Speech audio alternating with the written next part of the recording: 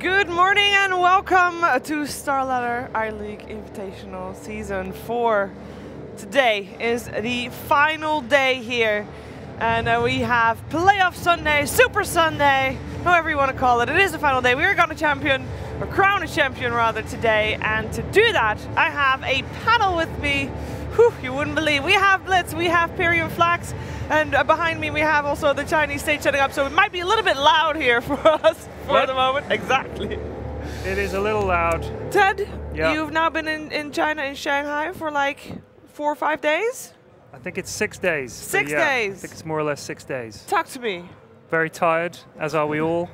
For anyone wondering why there's a lack of energy from time to time, we're a little tired. Some of these guys have been on the road a long time, so bear with us. But we're going to get through this tournament by gum, and we've got the best games coming up, I think.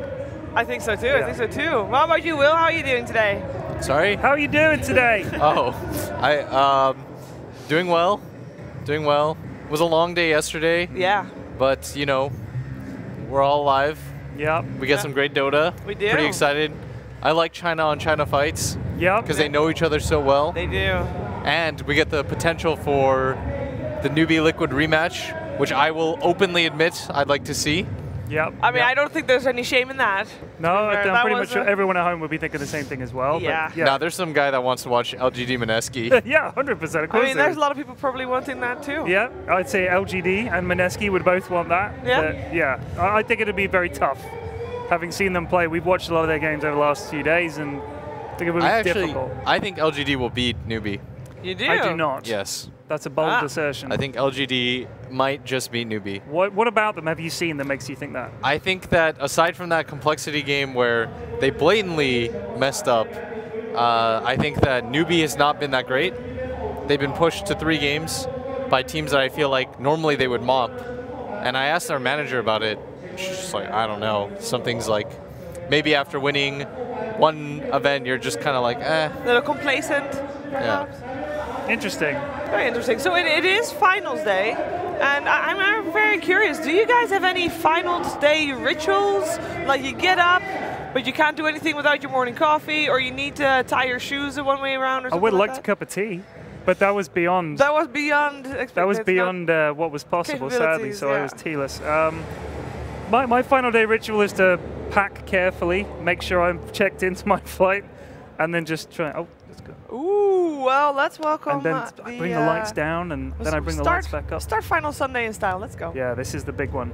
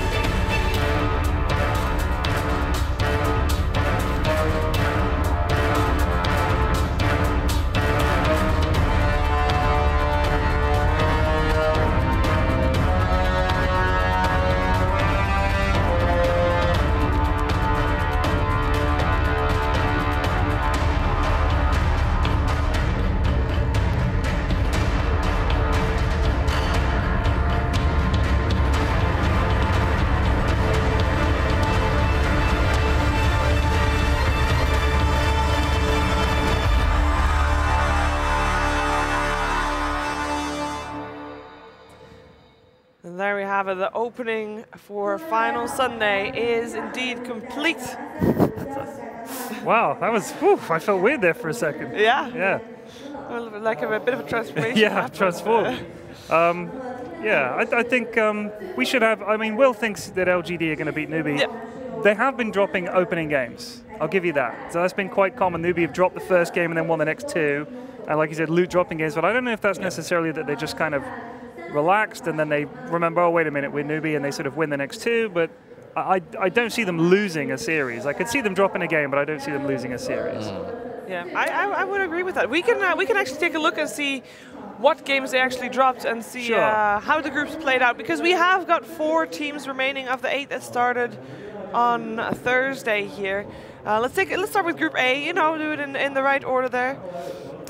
Group A, we had a lot of 2-0s in Group A on a Thursday. We started out with 2 matches on a Thursday, and it's actually started with LGD crushing, absolutely crushing Complexity. There's no other way to put that. Yeah, I think what maybe was on the Shadow Fiend mid in the first game, or maybe the second game, I think, it just kind of made it look easy, and they looked like they just cruised past Cole. I think Cole actually improved as the tournament went on, but that was mainly Z-Freak sort of suddenly turning it on and getting on heroes that he liked, like the Rubik that we saw yesterday. But yeah, LGD I thought looked really good in that one. And the Liquid Infamous series, that was like probably the most one-sided series that we saw here. But Infamous kind of didn't really offer much at all. So it's hard to judge how Liquid are doing, although they did then stomp LGD. But again, that was kind of expected as well, wasn't it? So I guess, yeah, the expected teams made it out of Group A. Will, was there anything that you were like disappointed from Group A in terms of teams? I think I'm sort of disappointed a little bit in Complexity. I feel like you look at the score and it says they 2-0'd Infamous, sure, and they 2-1 to LGD, but you know, the end result is once again Complexity take a game off a good team, but they're not able to get the job done. Yeah. I feel like I've seen that happen way too often. At StarLadder, the previous one, they took Mineski to 3 games, where they lost that. At Perfect Worlds, they took LGD, or was it LFY, to 3 games as well, where I feel like they could have won. They won game 1, then they got crushed in 2 games in a row. Like, at some point, you want more out of your teams, right?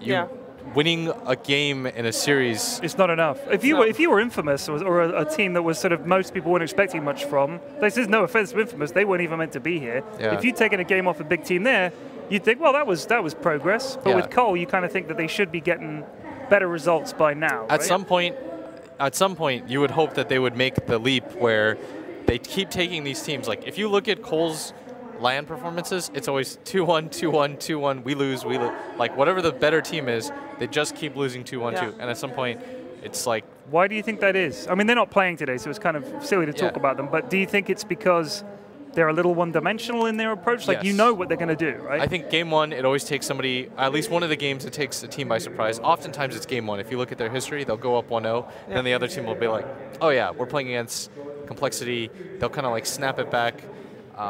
And this is a team that has good talent. They have good leadership from the top, good structure, good org. But they're lacking something. Yeah, you want to see them perform. And on the flip side, I thought Kingwin actually looked pretty good at times. That game, it was against Empire when they oh no, it was Mineski, where they kind of threw away a definite win. Yes. I thought against Empire, both teams actually looked a little sloppy in that series. I thought that 2-1, it was kind of a lot of mistakes, a lot of like, what is going on here? So that could have gone either way. But Empire, Mineski, how did that one play out? I don't think I was there for that one.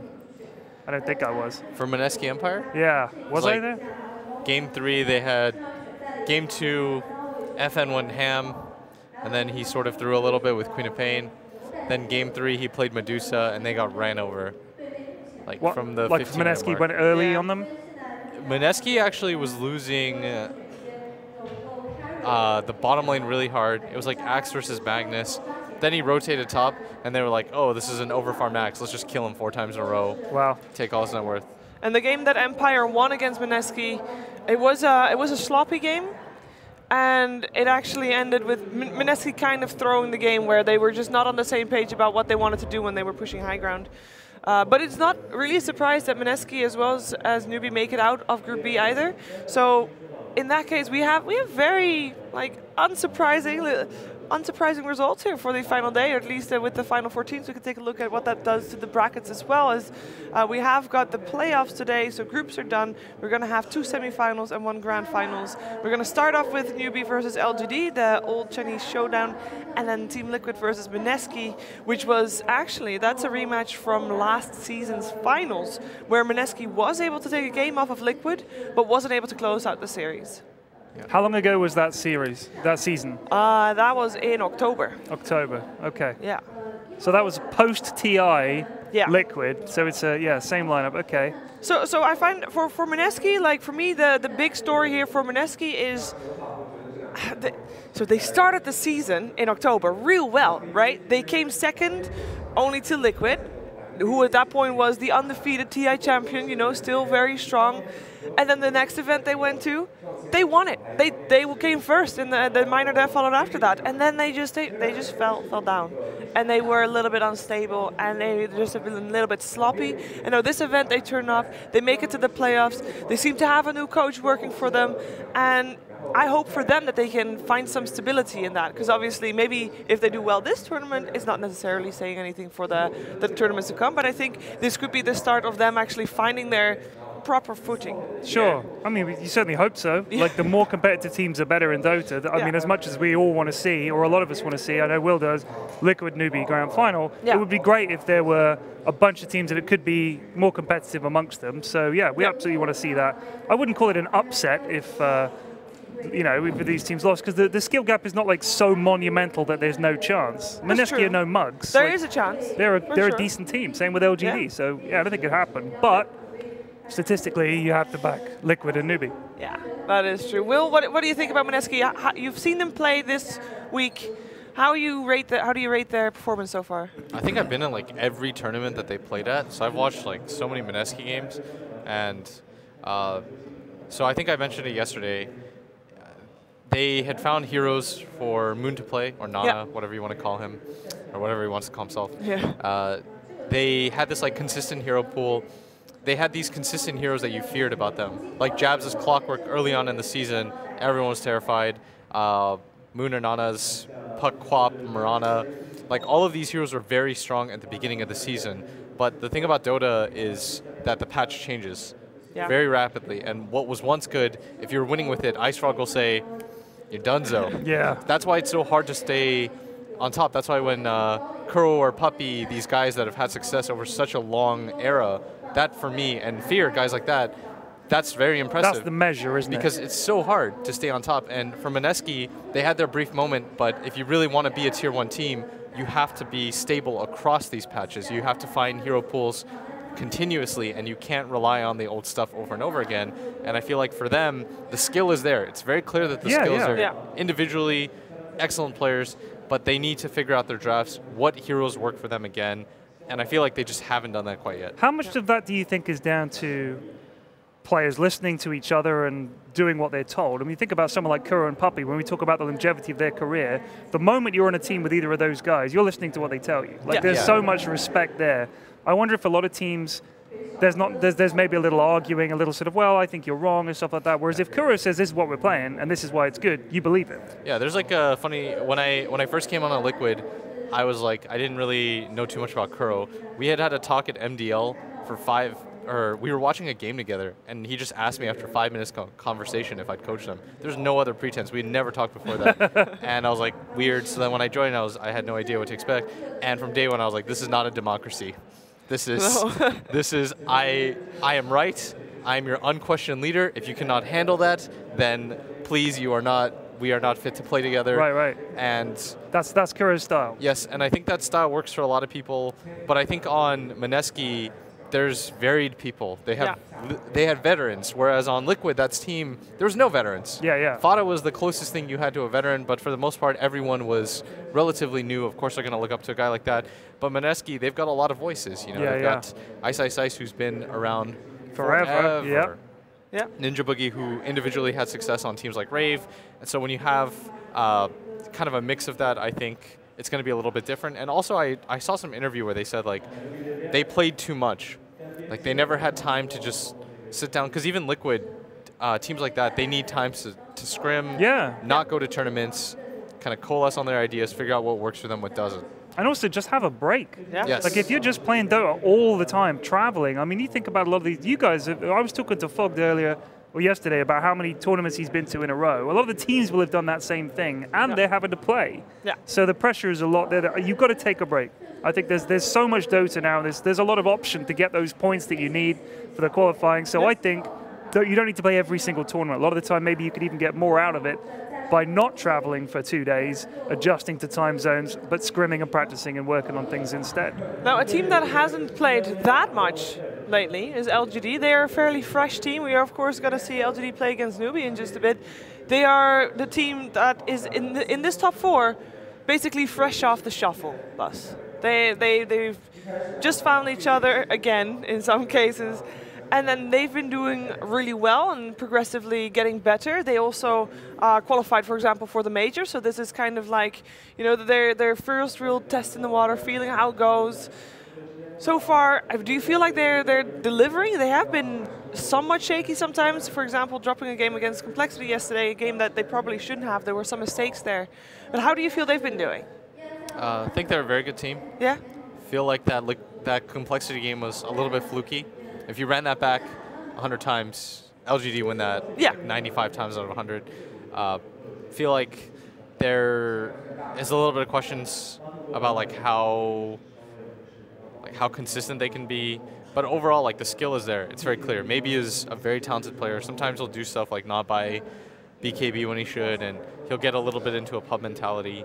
But when it comes to like raw skill, like talent-wise, they are very good. Yeah, that shows we are seeing Newbee here presented. And maybe slightly in a too content place after just beating Team Liquid for the first time in what, like 4 years or something? You don't want to lose to them the next time you face them, because then This people is will put it down true. to a fluke. You can't beat someone once and be like, we beat them, guys, that's it, and then lose the next time you face them. They'll definitely be looking to do it again. Yeah. That is definitely true, but they have to first reach the finals. And do you think they are that confident against LGD? Because in the past, obviously they've played a lot together, and maybe the lineup for LGD was a little bit different than what it is right now, but they've often tied. That does in the not group bode stages. well, by the way. No. Sorry, go on. That's fine.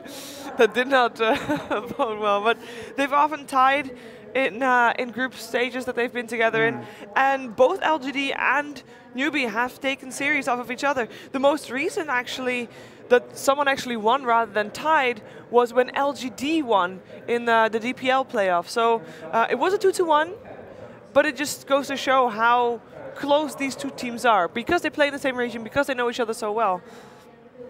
It seems like a very risky series for Newbee to snooze on. Yeah, absolutely. If you're playing against a team you don't know, there's a gamble there where they could surprise you. And like Will said, sometimes Complexity surprise people because they're not familiar with the way they play. And then they'll suddenly go, oh, like I remember. But against a team that you know, there may be no surprises, but that means they know you as well. Yeah. So yeah, I'm sure you've got to be on your guard. But equally, you both know each other's drafting style and play style. So I mean, Newbee, they're smart guys. They draft well. No. They've got heroes that they like to go for. Everybody knows that. But I just think they've got that quality. You don't make it to a TI Grand Final without being a quality team. That's true. I do have to point out that last season, in October, last season of the StarLadder i-League Invitational, they didn't win a single game. Newbee didn't win a single game? Not a single one. Okay, I take it back. They're Garbo. I don't know what they're doing here. How do they do that? They didn't win a single game? Not one. Wow. They were looking rough, though. There was a time period where, like... Sure. Do you think it was a post-TI Blues? Everyone goes there, aside from, like... Apart from Liquid. You know what's crazy, by the way, that I wish was brought up more? Like, this post-TI curse, for the most part, hasn't really hit any of the teams yet. No. Like, Liquid is still running, Newbee is still running, and it often happens to the second-place team as well. Think about CDEC, for example. Like, that team, DC. Yeah. These teams, like, when you get top 2 and you're not meant to be there, I remember when I worked with the DC guys, they would always catch themselves, like, when we won TI, because in their minds, that is a win. Like a win, yeah, it right? feels like a win. Yeah. And I'm sure for a team like CDC, it was the same thing. Yeah. And all these teams had drop-offs. But this season, Newbee, keep rolling. Yeah. Very competitive, top 4. Liquid, very competitive, top 4, have won Lions. Secret, who almost beat Liquid at that, changed their roster very slightly, but still maybe the best team in the world, in my opinion. Yeah. Didn't drop a beat. And VP, who also were the only other team that almost beat Liquid, got second at the major, looked very good last season. Yes, they had a roster switch, but they were also the other team to win a major. Do you think maybe the roster lock and the changes to the way that works has made teams more solid? Because they are sticking together a little bit more. They know that they can't just mix it up. I mean, previously we had teams dropping players left, right, and center. Go to a tournament, don't go well, you're done. So that leads to lack of team cohesion, lack of understanding. So maybe the fact that teams tend to stay together more because of the roster lock has actually made them more solid, more dependable. I think it also comes down to like a few factors. It's like in the past, we keep updating our understanding of things, and we keep mirroring things that are closer to real sports. For example, in the past... You mean traditional sports? Yeah, traditional sports. At TI, during like the TI2, TI3 era, a lot of people did not believe in like team housing or boot camping like that and stuff like that, or even pubbing a lot. What back then was not a thing around like the Alliance era. I mean, look at Ake, hardly ever pubbed. Yeah, and nowadays, so much has changed. Now it's just about grinding, living together, being together. But why do you think that changed? For example, I think that Liquid is one of those teams that last year they played in everything. They continued playing so much. We know Mind Control hit the pubs all the time. Same thing for most of that team actually, apart from Kuro. But you know, and then they win TI. So everybody looks toward Liquid. Well, what did they do last year that we can do too? Exactly. Playloads. That's what changes the meta. Is that another team will pop up eventually. You'll follow the example of the team that's winning and say, okay, well, Alliance, they didn't really need to play a lot of pubs or live together. Yes, they'll boot camp, but we can get away with that. And another team will say, well, we didn't actually play a lot of tournaments, so we got away with that. And then other teams will emulate that because you want to chase success inherently. And so now you're in a situation where you see a team like Liquid have success. They play everything. And before that, Wings as well. Yes.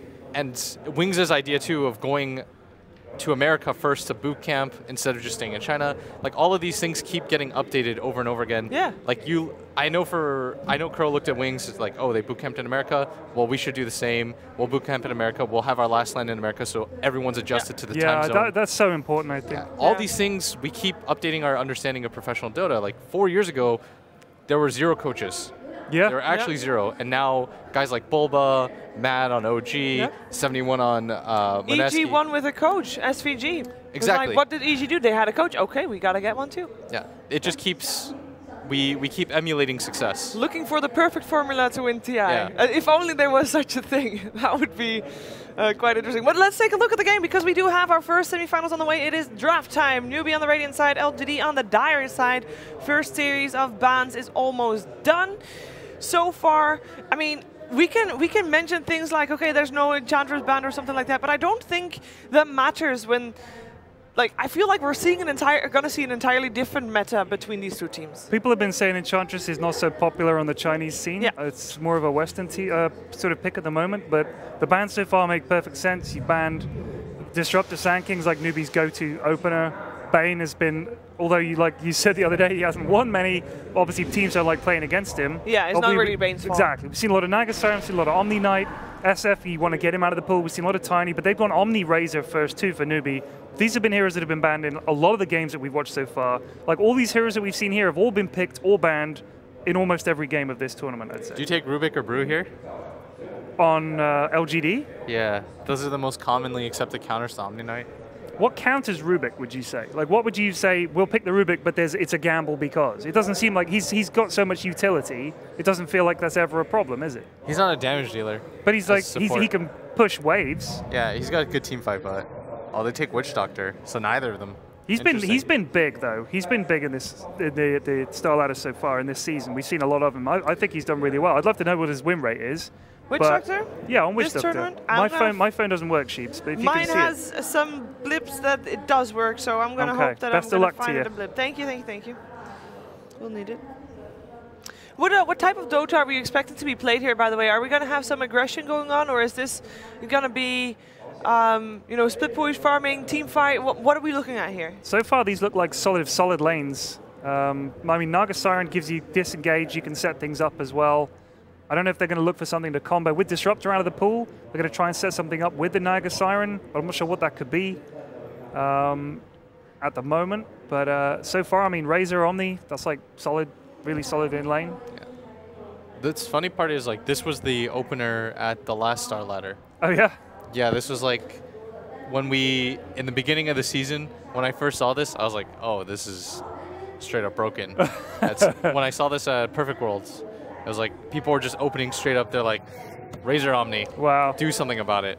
And yeah, it's scary. I mean, both of them very hard to kill. Like you said, I think you said yesterday on the panel, Razor is hard to kill or doesn't die in fights, and it's true. I mean, he seems to have been there or thereabouts. Yeah. I'm pretty sure he's got a win rate above 50 in the tournament so far. Witch Doctor has 9 games played, a 66 or 67% win rate. That's good. So 6 out of 9, that's strong. What about Razor? Razor is not that popular, as you would imagine. He has got 4 games played only. I feel like we've seen him banned a lot. He has been banned a lot. Yeah. Two games out of those one. All right. It is hard to call. Like, the weird thing is you almost want to be able to say, all right, how many times is this combo Omni Razor? I don't feel like I've seen it yet. So I know that there's probably a way to figure that out, but I don't know how. Yeah, there'll be a way. Yeah. We need a statsman. We do. Next season. If you're a statsman out there, make an app. Omni Knight, regardless of without whichever combo it is, has been played 4 times, only won 1. Wow. Not great for him.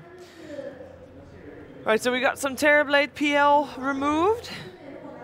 Yeah, PL and TB.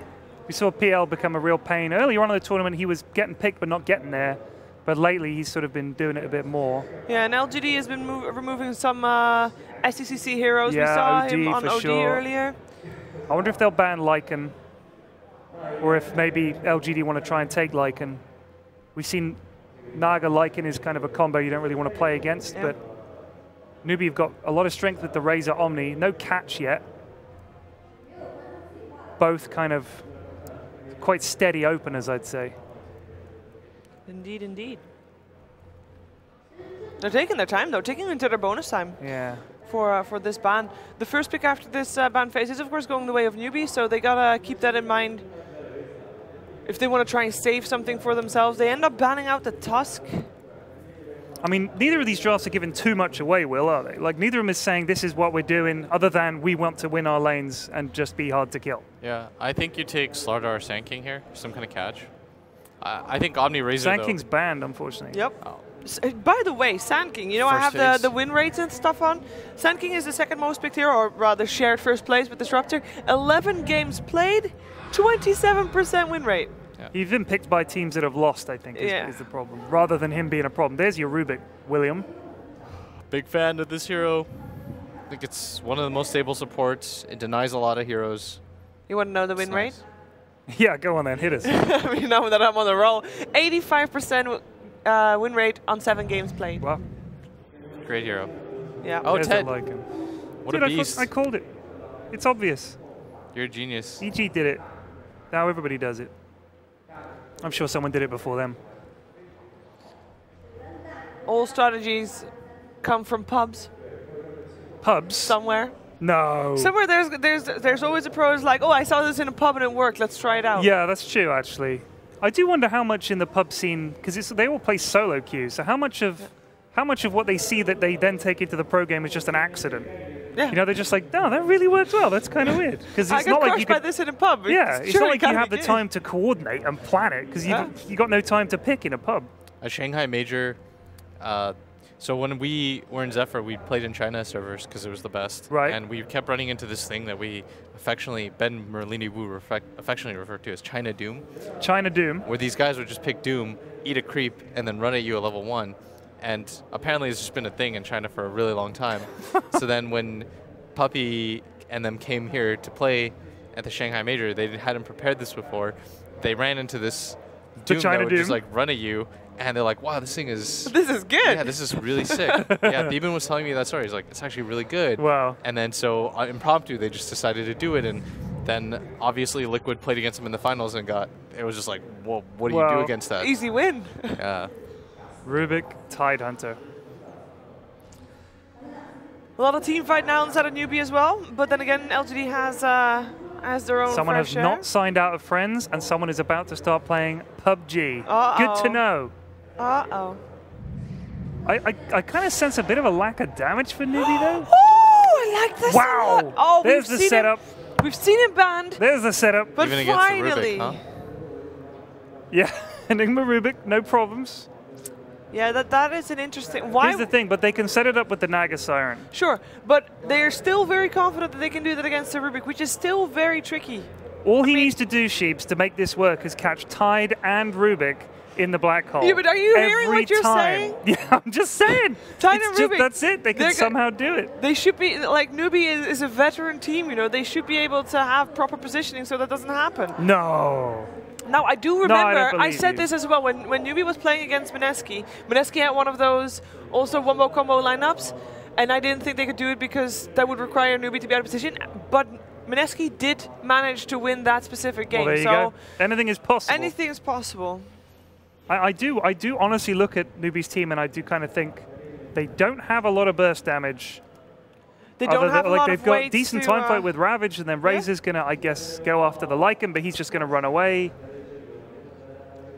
I don't know. So I like LGD's lineup more because of the Lycan, honestly.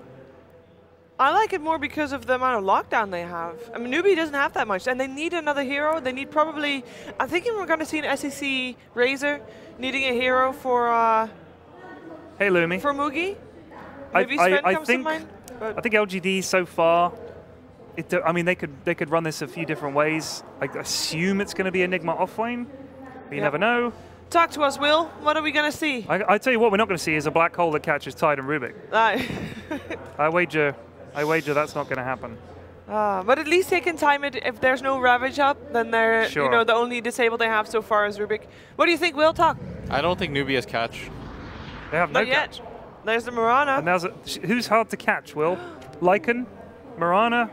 And they're all hard to catch. So and then Naga can sing. Like they banned Quap because they realized the same thing. Like we literally we can't catch. Like this is actually a massive problem. And they have 3 cores. So Newbee need to take, I don't know, StarLadder's kind of mediocre. You could do something cool and do like Silencer because you have so much lane control already. And Silencer's usually like a Garbo Where's their hero, push? Where's their push coming from? If they take Silencer. You just, you repel your Razor and he'll hit. Come on.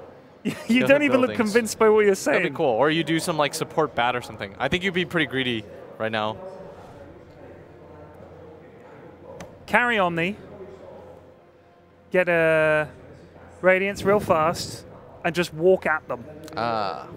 That's the plan. But it's going to be a KP Tide, a Kaka Omni Knight, or Kaka Rubik. What a weird draft. It is an odd draft. We have said they'll go for Medusa as the last one. I'm sure they'll have time. So they're going to switch things. Yes, the bunny mount. All right. Support Omni. Oh my god, I have not seen that mount. That thing is glorious. Horrific. That is horrific. That thing's amazing. Are you serious? It's a rabbit. This is so Dota. cool. He's riding serious a rabbit. game. All right, Will, what does Newbee need to do to be successful this game? They need to be really smart with how they avoid the black hole fights, and then they need to just pump 4 staffs, get a bunch of 4 staffs, and kite with their Dusa. All right. How about LGD, Ted? Get the Lycan enormous. Okay. Let him take buildings. Stay behind him. If things go wrong, you just sing. If things go really wrong, you may even have to cast Black Hole. I don't recommend it. Okay. I think they've got a really strong lineup and win before Medusa becomes unkillable. Okay. And even if she does become unkillable, get Lycan to do things. Well, I just hope there will be some amazing wombo combos here in this first game of the first semifinals of the day. Let's head over to our commentary team of Lyrical and Luminous. Thank you so much, Shiver Lumi. Oh my god, there's 1,000,010 heroes that I love in this game. Enigma picked into a Rubik, and yet the panel thinks it's a good pick. They think that it's a good draft. What do you think? I don't know, man. I feel like Enigma into Rubik is always a dangerous game you're playing. And the one saving grace, I think, is you have the Lycan pick. Yeah. So Lycan, in the team fight, he's going to run at the Rubik, get him all like riled up, and then once he's out of the fight, then you could Black Hole. So maybe that's kind of the idea that we have LGD going for. And, the panel was saying maybe you pick a little bit more greedy. Doesn't get a whole hell of a lot more greedy than a Medusa as a last pick, already having 3 cores. Super wonky draft. They move Omni Knight to a position 5, which has really never worked. Yeah. Before Omni Knight really splashed onto the kind of competitive scene as a stable pickup, the original question was always, how do we lane him? People have tried him mid, people have tried him carry, people have tried him support. And none of it really work. On the higher farming positions, you feel like it's too much wasted farm going into a hero that doesn't directly translate into damage or building hitting. On some of the lower farm position, you feel like he doesn't get enough to actually contribute in the fights. So position 3 was what worked very well. But now, because of the draft, Faith have to now play on a position 5. And honestly, I don't expect anything from this Omni Knight. It could be tough. It could be really tough. China semifinal hype. Oh my goodness. The thoughts, the feelings, the emotions. It's all running high here out in China as Kaka's going to make his way over this direction. It is something to sort of talk about a little bit. It's a return to that Perfect World Masters meta that we saw before, where they opened with the Omni Knight Razor, and Newbee was doing that a heck of a lot back at that time when they were being really successful. They ended up facing off against Secret in the finals. Obviously, didn't go the way they would have wanted, but nonetheless, it's still one of those situations now where it's a strong opening, and maybe the repel is what they were hoping for, and just giving that onto these big tanky cores. Yeah. Although it was a strong opening with the intention of Omni offlane, right? So that kind of already shows you that Newbee is not working with what they are used to. Chalice, as well as FY over in the area. And that is something else to keep our eyes on, that Naga Siren. It's just been a thorn in so many different teams' side. Able to set up for great initiation and then, of course, disengage as well. As Newbee is going to move over and force Ame away from the rune. And they're actually going for a bit of a wraparound there with the Tidehunter. He's just probably going to look to pull. They could level up Gush here, thinking about trying to go for the body blocks. Ame in some trouble, and Kaka into position, able to get the lift. In some trouble. Missed the purification. They should have Gush coming off cooldown again. This should be an easy kill, but they will have to spend another 90 mana to get it. Yeah. KP drawing first blood. Crowd happy about that one as Newbee is getting ready to aggro up this lane. Okay, look over to Naga Siren, looking for a courier snipe. Keep an eye on that. This is generally how you win a mid lane. Very easily for your team. It's not an easy one to get, obviously. Does have that Ironwood branch, Windlace as well for the extra bit of movement speed, and trying to find the vision. It's going to... Oh, they know. Oh, really? Naga's off the map. All right. It's moving forward. Kaka, they spot him out, and FY now realizing it. They're going to keep that courier alive, I believe. I'm not even sure whether Naga could actually get that kill. You need 2 hits. Yeah. Well, a tough one. Up top lane, this is where we're probably going to see more of the action as Maledict already going out. X-Nova taking some harass. How strong is this lane, the Omni Knight and Tidehunter together? It's not exactly a killing lane until maybe higher levels, but they're not going to get killed. And I think that's kind of the primary goal for this lane. Nova keeps on getting those double Maledicts onto the Newbee heroes and forcing them back. The battle over in the jungle is just continuing to go on with the Rubik and Naga Siren battling each other for position. Neither one really getting that much experience, but, well, Kaka trying to make sure that his mid laner has a decent time. Level 1 Maledict is one of those spells that looks a lot scarier than it actually is, Yeah. You see you're purple, you're glowing, and you realize, wait, I'm taking like 10 damage from this. Who cares? It's not really that big of a concern at all for those heroes. And 2 minutes in, Bounty Rune's going to become available. We haven't really talked about that much, but the Razor down bottom facing off against the Enigma, he's been able to have himself a bit of an okay time. It's a lot of denies on the Enigma. That's a little takeaway there, the Bounty Rune. Yep. In a straight-up 1v1, Enigma actually wins this lane because he's able to deny with his Eidolons and even out-damage Mugi. Normally, you don't see Plasma Field leveled up as much anymore. I think this is one matchup that you do want to do it because you do want to kill those Eidolons. Now, Rubik is going to try to rotate around, so it's going to be up to FY to prevent that from happening. Nice pull here by Kaka. This is actually one of the harder pulls to do nowadays, but using the telekinesis there. Well, that was a... awkward. Okay, no problem. Just want that attack speed for the 3 seconds or whatever it is that you get it for. And now KP left alone, gets the Anchor Smash off, making it a little bit harder to last hit for Ame. Misses a couple there because of it, and, well, easy peasy. Well played is the call. Are they actually going to try and put some pressure on here? They're bringing in 3 heroes from LGD. The wraparound is coming. FY in position and KP maybe out of position as they get the Maledict onto him. The cask is going to bounce. They throw out a repel, which is going to mitigate the damage that's there, but they might still have enough. The purification. Chase continues. KP in trouble and going to go down. That's a very curious juke path that you juked up. I think if you juke south, might have actually lived a little bit longer. Might have survived that. One of those mind game things that always is a little bit tough to know how it would actually work out. X-Nova, gushed. Okay, he's in some trouble. They're going to be able to run him down. The cask, he bounced to the creeps instead. Purification and another right click. Pretty nice for Newbee to actually pick up that kill even without a point into degen or a Faithful Die here. Repels himself out. Maledict will not do any damage because of the repel, and now...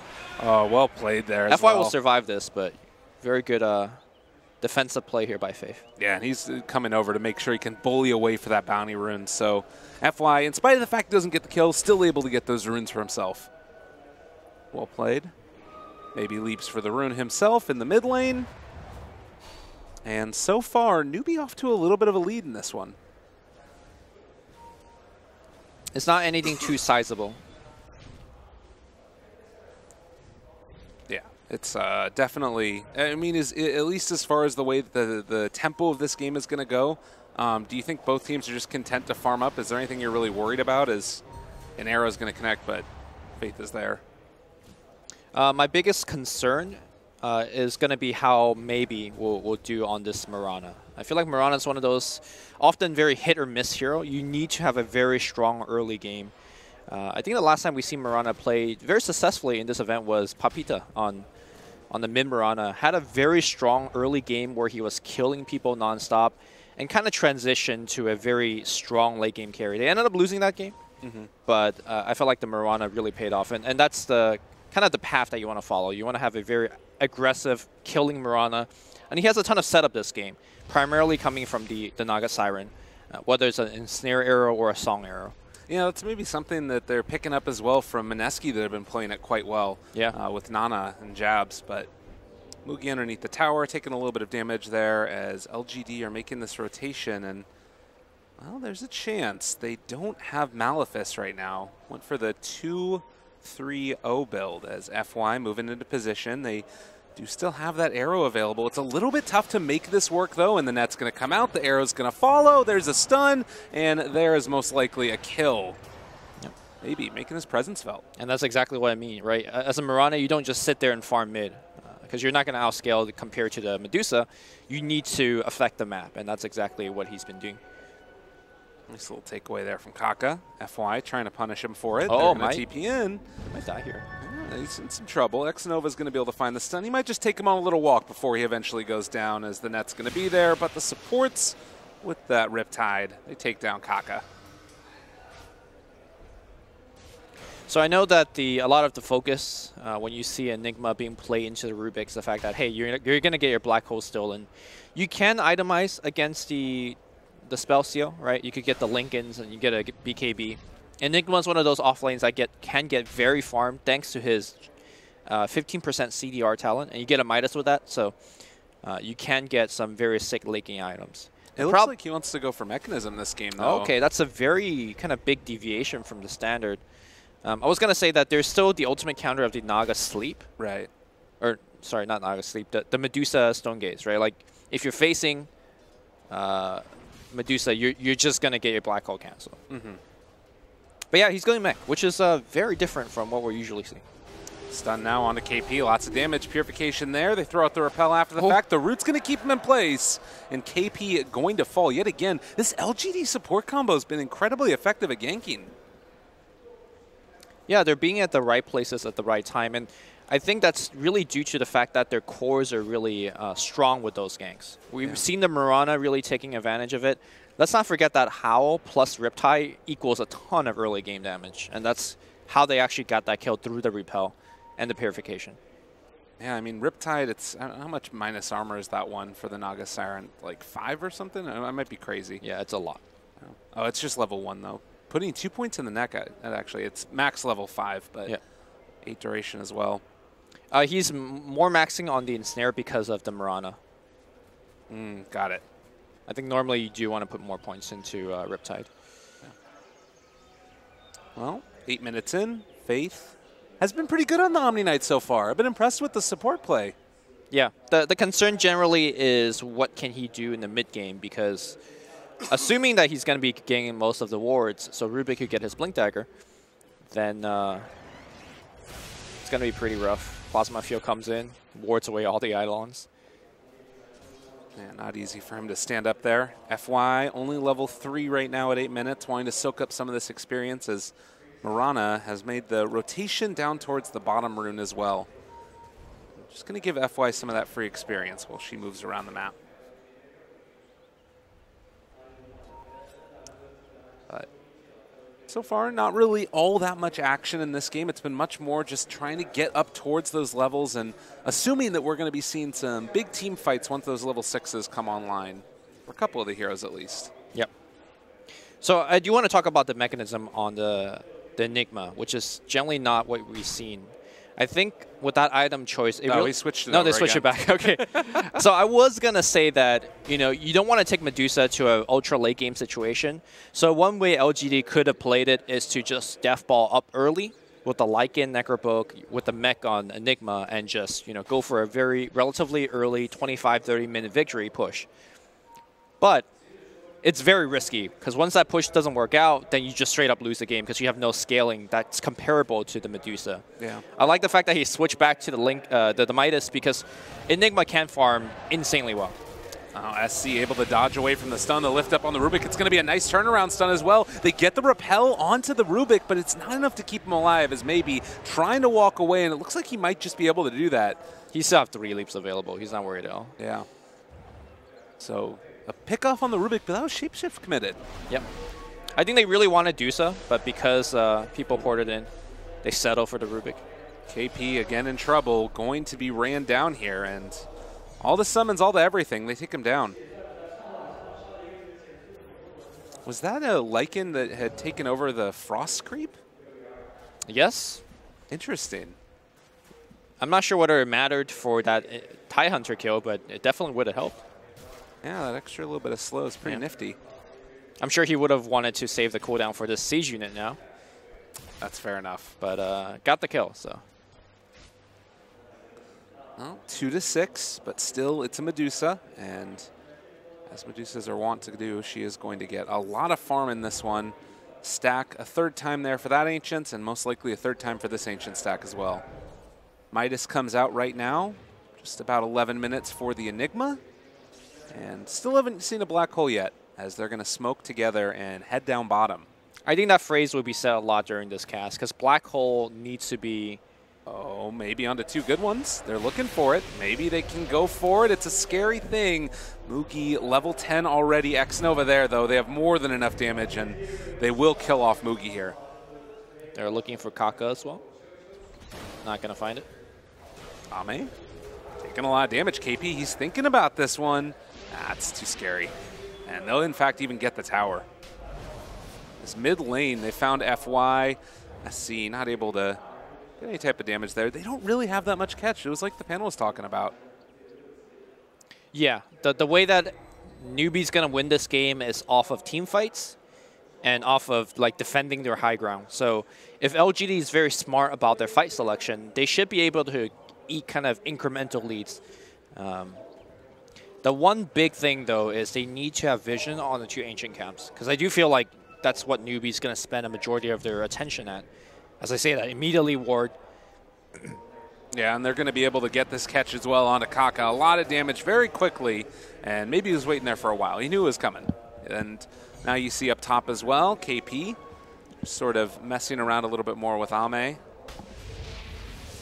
he will be able to hold that tower for a long time. It's pretty unfortunate when your Lycan's not able to take the tower early. Mugi might be in a little trouble as well. Mirana even walks back, thinks about the arrow, but sees it teleport in and decides against it. Yeah. That's the nice part. If they need to, they can just send KP mid and he'll keep that tower alive. But it's Ame who wants to push him back again.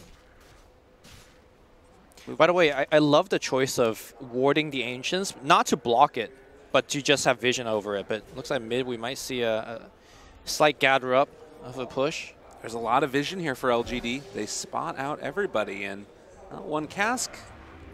It's just going to be a slow chip away here at the tower. Let's see if they could get a deny here. Nope, easy deny. Nicely done. KP walking forward, though, has the Ravage if they want to use it, so not easy for LGD to walk in and take that fight. That was well worth it. They gave away a Naga kill, but they denied the tower against a group of 5 heroes. Yeah. I think FY, very happy. But going back to that ward I was mentioning at the Ancients, generally you want to not necessarily block their Ancients because they will just deward it and just keep stacking, but you want Division to challenge the Ancients. Unfortunately, they just lost the Naga, which is their best kind of challenge hero. They're coming back in right now, though, and they're smoked up as well. Underneath just the got ward, they dewarded, have though. Song, and Yeah. oh yeah, realize that this is too dangerous to walk in right there. At the same time, Newbee also realized they can't actually finish this camp. Lycan is here in the mid lane as well. They're going to spot him out in just a second. Ame in the area. They could pop the Song right now if they wanted to go for it. Kaka's level 6, though. Off to the side, they catch him with the sleep. It's a really great initiation. They've dropped the Black Hole onto 2. It's a great play as well, and they've been able to actually walk in with the third one. Faith wasn't able to get the heal off. LGD just dismantling them at this early stage. The Ravage to turn it, though, and Chalice is going to be punished for this one, it looks like. Does manage to get the Eidolons off. Eventually going to be killed. They take down the Omni Knight as well. Mugi's still living through this. So LGD only end up losing that Enigma, and they might even find... They can't get Mugi. KP's there. Mugi's way too tanky. X-Nova's going to pour it out. And you know what? The best critical thing in that engagement was that Enigma even uses Midas before he dies, so no value was lost. He was able to Midas one of the big creeps. And that's generally how you're actually going to get a good Black Hole off in the beginning. You need to Song and set up, and you need to grab the Rubik alongside whoever else you're going to try to grab. Yeah. Because if you do, there is actually no cancel, provided that the Enigma isn't facing Medusa. Right. Well, and you know, you saw there that they didn't have like a ton of damage to throw into it immediately afterwards. But as this game goes on, like that type of a play is just going to be a team wipe next time. Yeah. FY. Looks like he will get caught here. Yeah, Kaka to pull him back in. And on the other side, Faith ends up being brought down by Maybe. It's still a stun onto Rubik. They wanted to turn this one. He does have Maledict. Is able to throw that onto FY, but now with the ulti used, that's a dead Rubik and maybe soon to be a dead FY if he's not careful as well. KP, they bring in a couple more now. Able to find the net. The follow-up stun is going to be there as well. Witch Doctor ultimate down, the Kraken Shell. They wait for the Kraken Shell to proc before they go for the stun. It's still not enough though. And now Mugi, he shows up also. Gets the Maledict on him. X-Nova starting to fall down. He does get caught in the trees, but it's for the life of Mugi. So LGD make it work yet again. Yeah, Newbee is really giving away way too many free kills and free pickoffs. They got to recognize that they win by just outlasting LGD. And what they're doing right now isn't really helping their cause. With all of these extra kills they're giving away, that Roshan is going to be free pickings for LGD. And that will mean pretty much all the outer tier 2s is going to get taken as well. And I mean, you're just looking around the map right now, and everywhere you look, the lanes are pushing in into Newbee's side of the map. The towers are falling, and it's incredibly difficult. If Omni Knight's not careful, he doesn't have mana right now for GA, and Ame is just running at this guy. They already take down Kaka, looking for more. They're up here on the top lane, also able to do some damage. It looks like they are going to stop the chase for Faith, as LGD just running over Newbee at this early stage. Yes, they are. They're taking 3 towers simultaneously across the map. All of their heroes are stronger than Newbee right now. I mean, this is what happens when you essentially win all 3 lanes, right? You can make an argument that Enigma didn't really win his lanes, but Enigma got his, like a 9-minute Midas, so I count that as a win. The Mirana was able to walk around and get a bunch of kills unmolested. And of course, Lycan, we've seen him rotating mid, we see him pushing towers, so at this caliber of play, when you win all 3 lanes, you should just be coasting through, and that's exactly what LGD is doing. 5 to 15, 6,000 gold lead right now for LGD. And Newbee traditionally been able to do, you know, quite well within China. It's sort of a tough situation here. And well, Newbee also traditionally drops game 1, right. So I don't know. That's a good point. If we want to count Newbee out just yet. But it's certainly looking like it's LGD in the driver's seat right now. KP picks up a Blink Dagger. Oh, this is quite different. TIE Hunter these days don't really pick up the Blink. I think they really recognize how desperate of a situation they are, and they need to be actually aggressively initiating for some fights. Oh, this is a little bit scary. If LGD go into this, they don't know about the Blink Dagger for KP. They could go for a big play. Chalice looking for an opening as well. There's a Enigma there. They get to sleep. They caught him out. They're all going to get hit with the Black Hole. On to 3 of them. There's no way to break this one. The damage, the follow-up, it might be enough. The Ravage to turn it. It only connects onto 1, though, and Chalice, they don't have vision right here. They don't see anybody at all. Maybe chasing SC, trying to run. He is done, though, as they catch out and kill off this Medusa, most likely. Maybe trying to get out of there. KP is going to fall, and SC goes down as well. 4 dead. And Faith the last one left alive. They got completely owned. Look at bottom. They're getting Raxes already. Lycan has not even joined the fight. The bottom. Ame says, yeah, my team before V5. Let me just pop Necrobook. This game get a Rax. is feeling close to over, honestly. At 19 minutes, they take a Rax, they take 11,000 net worth lead. If they don't buy back on heroes, they're going to lose probably another set of Rax. I mean, who are they going to buy back that actually will affect the fight, right? Tidehunter doesn't even have Ravage. Yeah. So, yeah, they just lost a set of Rax. They will lose all of the outer tier 2. LGD, if they're smart about it, they'll go back and get the Roshan. Yeah, there's no need to pressure. There's no need to go risk anything right now. They could get all the shrines, wait for cooldown, and then just look for another fight. This is such a difficult game right now for LGD. 13,000 net worth lead at 19 minutes in. And the scary thing is it doesn't really feel like Medusa is close to anywhere dealing damage that she needs to. Not. She needs another 15 minutes or so before anything could happen with her. Glorified range creep right now. And, well, they're going to run over towards the jungle. And Necrobook level 3 on Lycan. He's getting close to an AC. They don't have Black Hole, which is some small solace for Newbee. Now, there is 2 silver lining I see from the situation at hand. Hold that thought here. Ame. Well, they got to lift up. They're able to steal one more if they want to. KP chasing. They spot out Chaos. They decide to turn back around. They're only sending in the summons and almost able to take down Kako just with that. All right, so silver lining number 1 was that during the last fight, SCCC was able to get the kill on Mirana before he died. And Mirana had like a huge, like a 6-kill streak at that point. So there was quite a bit of gold going to SCCC's pocket before he died. Point number 2 is that, you know, all those Song into Black Hole setup, it's going to be much harder to find them when you're defending the base in the side of Newbee, right? Because all of those Song setup, it was FY coming out of awkward angles that it was hard to prepare for. When you're just, you know, in your base and you see them coming, it's going to be much harder for LGD to find those setup. Yeah, definitely.